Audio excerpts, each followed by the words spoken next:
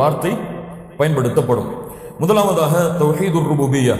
தௌஹீதுர் ருபூபிய்யா என்றால் ஷேக் அவர்கள் சொல்கிறார்கள், ஃபஹுவல் ஈமானு பி அன்னல்லாஹ சுப்ஹானஹு அல் காலிகு லிகுல்லி ஷைஇன் வல் முத்தஸர்ரிஃபு ஃபி குல்லி ஷைஇன் லா ஷரீக லஹு ஃபி தாலிக். ஷேக் அவர்கள் சொல்கிறார்கள், அல்லாஹுவை கொண்டு நம்பிக்கை கொள்ளுதல் தௌஹீதுர் ருபூபிய்யா. ரப் என்ற வார்த்தையிலிருந்து வந்தது ருபூபிய்யா. ரப் என்ற வார்த்தையுடைய அர்த்தம் என்ன பார்த்தோம்?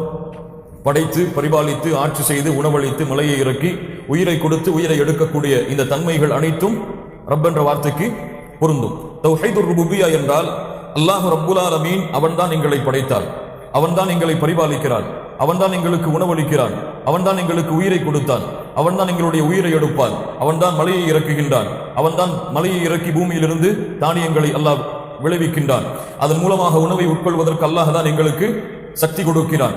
இது போன்ற அல்லாஹுடைய இந்த ஆற்றல்கள் அனைத்தும் அல்லாஹ் ஒருவனுக்கு மட்டுமே உரித்தானது என்று நம்புவதுதான்